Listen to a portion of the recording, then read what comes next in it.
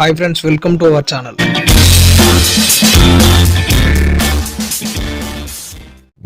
Friends, మన ఛానల్లో ఇప్పటి వరకు దేవాలయాలకు సంబంధించిన ఇన్ఫర్మేషన్ చెప్తున్నాం కదా. కాకపోతే దేవాలయాలకు సంబంధించిన ఇన్ఫర్మేషన్ని నేను గ్యాదర్ చేసుకునే పనిలో ఉన్నాను. సో అప్పటి వరకు కొంతమంది ఆదర్శవంతమైన వికలాంగుల దివ్యాంగుల జీవితాలను మేల్కొల్పు అనే పేరుతో మీ ముందు ఉంచబోతున్నాను.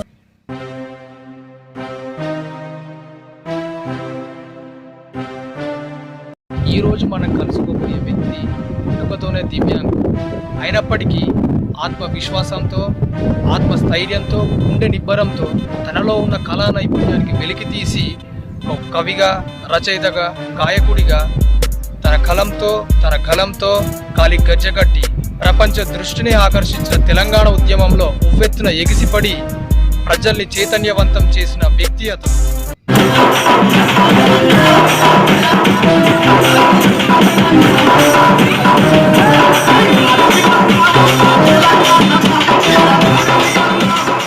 ఫలితంగా తెలంగాణ ఆవిర్భావం తర్వాత అతనికి తెలంగాణ సాంస్కృతిక శాఖ నుండి పిలుపు. కానీ అంతలోనే చిన్న మలుపు. అసలు అతనికి ఏమైంది, అతని యొక్క ప్రస్తుత పరిస్థితి ఏమిటి, అతని యొక్క కుటుంబ పరిస్థితి ఏమిటి? సో నేనేం చెప్పను, అతని మాటల్లోనే అతని ఆవేదనను విందాం రండి.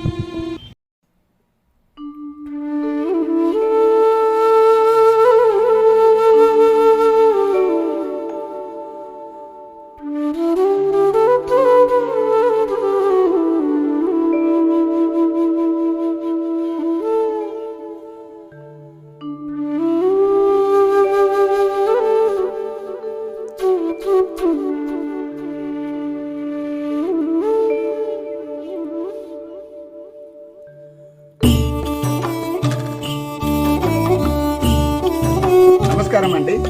నా పేరు బెజ్జేగి సదాచారి. మా స్వగ్రామం నేరెళ్ళ, మండలం కమలాపూర్, జిల్లా వరంగల్ అర్బన్. నేను పుట్టుకతో దివ్యాంగుడను, వికలాంగుడను, కళాకారుణ్ణి. నా గురించి కొంత సమాచారాన్ని మీకు తెలియజేయాలనుకుంటున్నా. వెళ్దాం రండి.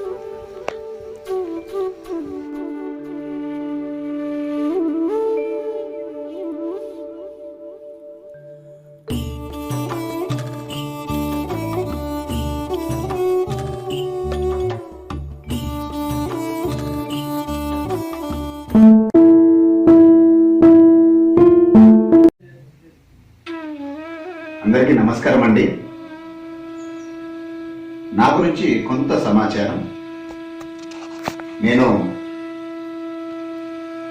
వాస్తవంగా మానవ జన్మ పొందడం మహా అదృష్టం. అందులో మా తల్లిదండ్రి గర్భాన జన్మించడం మహద్భాగ్యంగా నేను భావిస్తూ, నేను ఈరోజు దివ్యాంగుడిగా జన్మను తీసుకున్నా కూడా నేను ఒక దైవ స్వరూపంగా ధైర్యంతో నా జీవితాన్ని ముందుకు తీసుకువెళ్తున్నాను. దివ్యాంగులంటే దైవ స్వరూపులే. వికలాంగత్వం అనేటువంటిది మనిషి శరీరానికే కానీ మనసుకు కాదు అనేది నా ఆలోచన. నిజమైన వికలాంగులు అంటే అన్ని అవయవాలు సక్రమంగా ఉండి, మనిషి అన్ని రకాలుగా దృఢంగా ఉండి, చక్కని మనసు లేని మనుషులే అసలైన దివ్యాంగులు అని నా అభిప్రాయం అండి.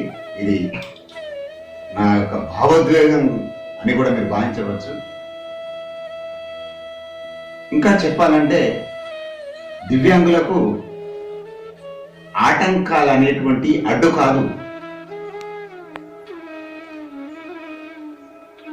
మన ఎదురీత ముందు విధిరాత మనల్ని ఏమి చేయలేదండి.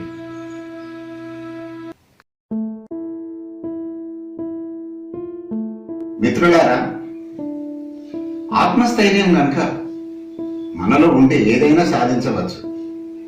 ఎందుకంటే ఆ ఆత్మస్థైర్యమే కనుక మనం కోల్పోతే జీవితంలో మనం ఏం సాధించలేము.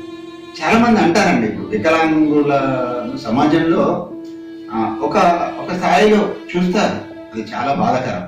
కానీ మనం ఒక దృఢ చిత్తం కనుక మనలో ఉండి మనం సాధించాలి అనేటువంటి సంకల్పం కనుక మన గుండెలో ఉంటే ఏ ఆటంకాలు కానీ ఏ అవమానాలు కానీ మనకు.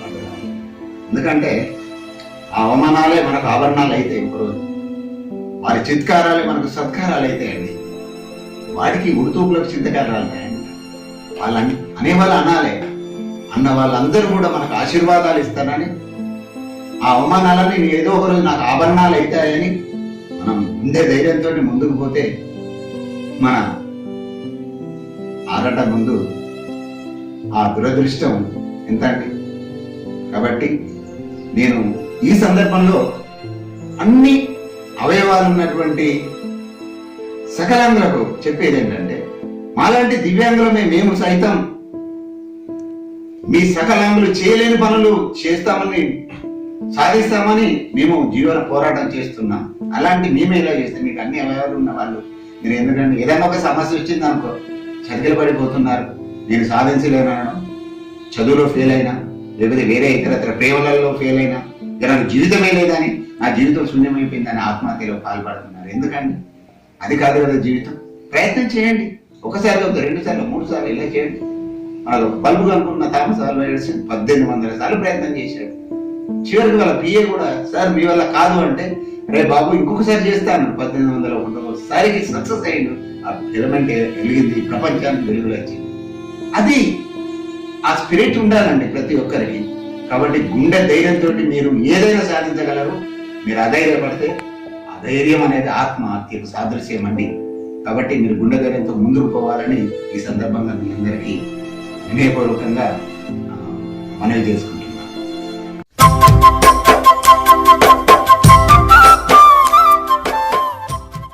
మిత్రులారా, యాక్చువల్లీ నేను ఆ పాట అంటే హై స్కూల్ చదివే రోజుల్లో అంబాల గ్రామంలో ఒకసారి పాటలు పాడదామని ప్రోగ్రామ్ అక్కడ అరేంజ్ చేసుకున్న తర్వాత ఎవరు పాడతారనంటే నేను పాడతా సార్ అని అంటే ఫస్ట్ పాడిన పాట నేను తలపురాలి చిత్రంలోని సినిమా పాట. ఇది పాట కానే కాదు, ఈ రాగం నాకు రాదు అనేటువంటి పాట పాడడం జరిగింది.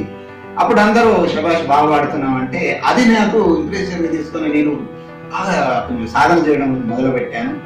ఇక ప్రతిరోజు 10th అయిపోయేంత వరకు పాటలు ఎవరు పాడతారంటే సదాచారి పాడతారు. ఇక ఆ విధంగా నేను ఒక పాటగానే అయిపోయాను. దాన్ని తీసుకున్నాక ఆ తర్వాత ఇంటర్మీడియట్ దశలో పోయిన తర్వాత హన్మకొండ జూనియర్ కాలేజీలో చేంజ్ చేసి నేను కొత్త జిల్లాలో రూమ్ తీసుకుంటే నాకు పబ్లిక్ గార్డెన్ నుండి శంకరన్న పాటలు వినబడుతుంటే నేను ఈ ట్యూషన్ క్లాస్లో కాలేజీకి పోకుండా నేను పాటలు వింటూ చాలా ఇంప్రెషన్. నేను పాటగాన్ని కావాలి కావాలి అని నేను పాటలు పాడడం నాకు ఒక వృత్తిగా ఎంచుకొని దానితో పాటు పాటలు పాడుతుంటే ఎట్లా రాయాలి అనేటువంటి ఒక ఆలోచనతో రాసేటువంటి ఒక ప్రయత్నం కూడా చేసి నేను ఈరోజు సదాచారి అనేటైన కవి, గాయకులు, రచయిత అనేటువంటి ఒక పేరు ప్రజలలో ఎంతో కొంత మనకు ఉంది. అది మా జానపద గురువర్యులు శ్రీ తెల్ల మురళీమద గురుగారు, వారికి ధన్యవాదాలు. అంటే ఇక్కడ మీకు చెప్పేది ఏంటంటే, నాలో ఉన్న కళ నేను కనుక ప్రజలకు తెలియజేయకపోతే, నేను నా ఆత్మస్థైర్యంతో నేను దాన్ని సాధించాలనేటువంటి సంకల్పం లేకపోతే నేను ఈరోజు ఒక పాటగాడిగా ప్రజల గుండెల్లో నిలిచేవాడిని కాదు. అంటే ఇక్కడ మనకు ఆత్మస్థైర్యం ఉంటే అంగవైకల్యం అడ్డు కాదనేది నా ఆలోచన.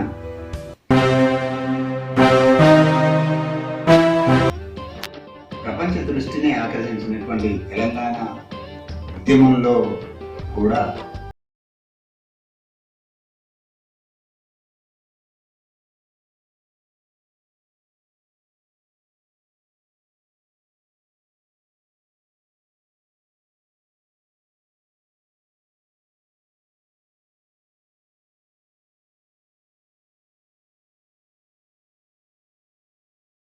తెలంగాణ పోరు గాయకుడుగా కూడా చాలా వేదికలలో నేను గలమెత్తి పాడడం జరిగింది. అప్పుడు పల్లెపాట కార్యక్రమంలో ఈనాడు మా దేవుడు ఈటల రాజేంద్ర ఆనాడే నాకు రోల్ మోడల్. ఎందుకంటే నా హృదయంలో అప్పుడే నేను నింపుకున్న ఆయన ఈరోజు కూడా నా గుండెల్లో ఉన్నటువంటి ఒక మహా ఉద్యమ నాయకుడు. ఈరోజు నాకు ఒక కళాకారుడిగా ఈ స్థితిలో ఉన్న ఏదో ఒక రోజు ఆ దేవుడు నాకు వరం ఇస్తాడనేటువంటి ఆశ బలంగా ఉంది. ఆ సంకల్ప బలంతో ఉన్నాను. వారి అండదండ ఉన్నంతసేపు నేను ఎలాగైనా బ్రతకగలుగుతాను. ఒకటి ఒక కళాకారుడిగా నా గుండె చాటలు చాలా ఉన్నాయండి చెప్పాలనుకుంటే. మా చూపు కొన్ని నేను తెలియజేస్తున్నాను. సరే చూద్దాం ఏం జరుగుతుందో. రేపు అనేది ఉంది కదా, పోరాటం చేద్దాం అనేటువంటిది నా ఆలోచన. ఏం జరిగితే అది ఓకేనండి.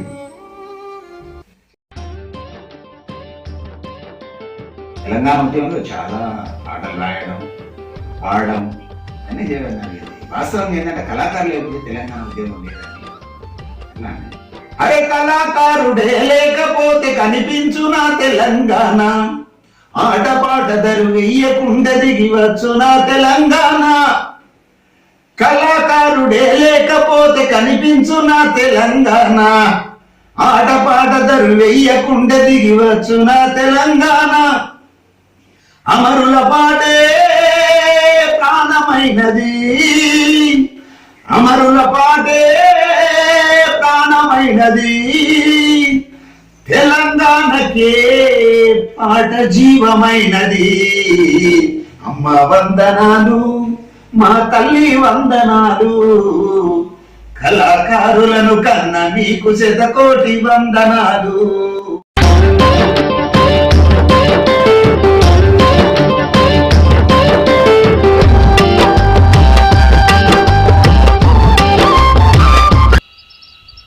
చల్లని సముద్ర గర్భం దాచిన బడబానలమెంతో, ఆ నల్లని ఆకాశంలో కానరాని భాస్కరులెందరో. ఆ చల్లని సముద్ర గర్భం భూగోళం పుట్టుక కోసం రాలిన సురగోళాలెన్నో, ఈ మానవ రూపం కోసం జరిగిన పరిణామాలెన్నో. ఒక రాజును గెలిపించుటలో ఒరిగిన నరకంటాలెన్నో.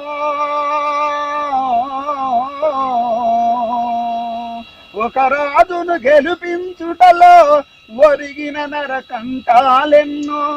కులమతాల సుడిగుండాలకు బలైన పవిత్రులెందరో. ఆ చల్లని సముద్ర గర్భం మౌనంగానే ఎదగమని మొక్క నీకు చెబుతుంది, ఎదిగిన కొద్దీ ఒదగమని అర్ధమందులో ఉంది. మౌనంగానే ఎదగమని మొక్క నీకు చెబుతుంది, ఎదిగిన కొద్దీ ఒదగమని అర్ధమందులో ఉంది. అపజయాలు కలిగిన చోటే గెలుపు పిలుపు వినిపిస్తుంది, ఆకులన్నీ రాలిన చోటే కొత్త చిగురు కనిపిస్తుంది, కొత్త చిగురు కనిపిస్తుంది. తెలంగాణ రతనాల వీనరా, కనుజ సంపదకు లోటు లేదు రా, గలగల పారే గోదారుంది, బిరబిర ఉరికే కృష్ణం ఉంది. హరరరరరర పక్కన జీవా నదులు బారిన సుక్క నీరు లేదో నాయన, సుక్క నీరు లేదో నాయన. అమ్మా పక్కన జీవా నదులు బారిన సుక్క నీరు లేదో నాయన, సుక్క నీరు లేదో నాయన. ఇది మా గలం జానపదం, మా ప్రాణపదం. పాటగానే జీవిస్తా, పాడుతూనే మరణిస్తా. సదా మీ సేవకు అంకితమయ్యే ఈ సదాచారి ఎప్పుడు ముందెప్పుడు ఇంకెప్పుడు కూడా పాటతోటే ప్రయాణం, పాటతోటి జీవనం. నిన్ను విడిసి ఉండలేనమ్మా ఓ పాటమ్మా, ఎన్నడూ మరిచిపోనమ్మో నా పాటమ్మా. ప్రతి మదిలోన మెదులుతుంటావా పాటమ్మా, నా ఎదలోన పదిలంగున్నవో పాటమ్మా. నిన్ను విడిచి ఉండలేనమ్మా ఓ పాటమ్మా, ఎన్నడూ మరిచిపోనమ్మో నా పాటమ్మా, ఎన్నడూ మరిచిపోనమ్మో నా పాటమ్మా.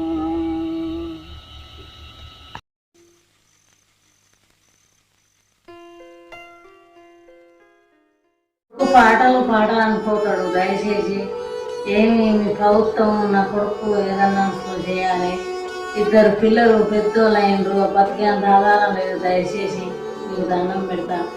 ఏదన్నా నా కొడుకు ఆధారం ఉంచుంది, బతికేంత ఆధారం లేకుండా అయిపోయింది. పాటలు వెళ్ళిపోతాను, ఎవరు గుర్తించలేరు ప్రభుత్వం అంది.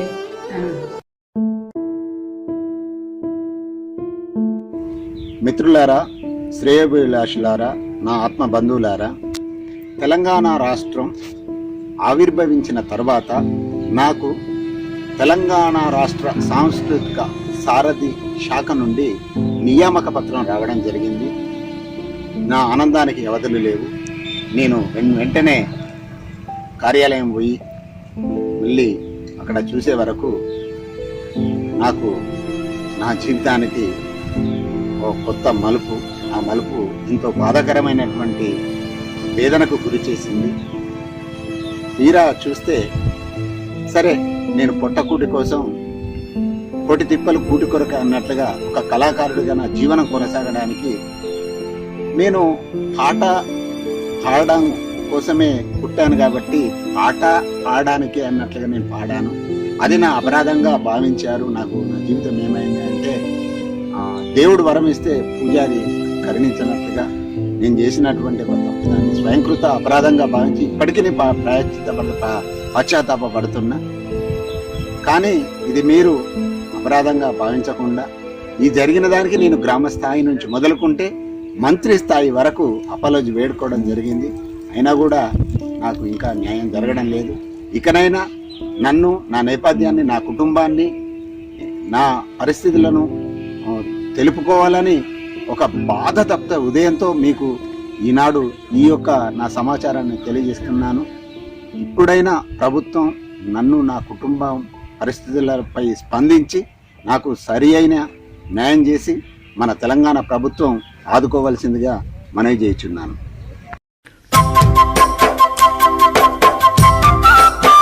నేరేళ్ల గ్రామానికి చెందిన బిజ్జంకి సదాచారి గారు గత కొన్నేళ్లుగా తెలంగాణ ఉద్యమంలో పాల్గొని ఎన్నో ఊరూరు తిరిగి పాటలు పాడి ఉద్యమాల్లో ఊతలోగించినారు.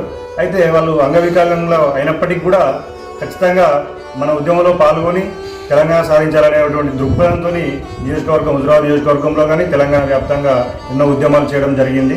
అయితే కాలక్రమంలో వాళ్ళకు ఉపాధి లేక కొంత ఇబ్బందికరమైన పరిస్థితులు ఏర్పడ్డాయి. ఇటువంటి ఈ ఉద్దేశాన్ని గౌరవ మంత్రివర్యులు ఈటెల రాజేందర్ గారి దృష్టి కూడా తీసుకుపోవడం జరిగింది. వారు కూడా సానుకూలంగా స్పందించి ఏదో ఒక రకమైనటువంటి ఉపాధిని చూపిస్తా అని చెప్పడం జరిగింది. కాబట్టి వాళ్ళు మానవతా దృక్పథంతో గవర్నమెంట్ దృష్టికి తీసుకుపోయి ఏదైనా ఉపాధిని చూపించాలని చెప్పేసి మా నేరేళ్ల గ్రామ పక్షాన కోరుతున్నాను. బిజ్జంకి సదాచారులు మరి వారు మంచి గొప్ప కళాకారులు. మరి ఆ యొక్క భగవంతుని యొక్క కృపా కటాక్షాల వల్ల అతను మంచి కళాకారులుగా కాగలిగిండు. మరి వారికి అంగవికలాంగం ఉండి మరి ఏ వృత్తి చేసుకోలేక ఈ కళాకార వృత్తి మీదే ఆధారపడుతూ మరి తెలంగాణ ఉద్యమంలో మంచి ప్రముఖ పాత్ర వహించి ఆ తెలంగాణ ఉద్యమం కూడా చాలా వారు కృషి చేసిండ్రు.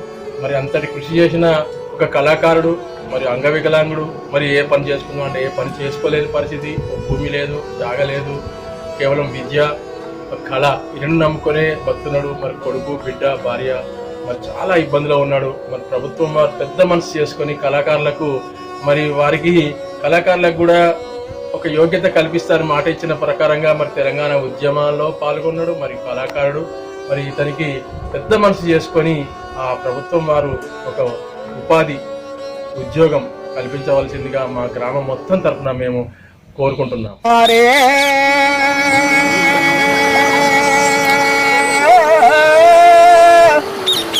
ప్రాణా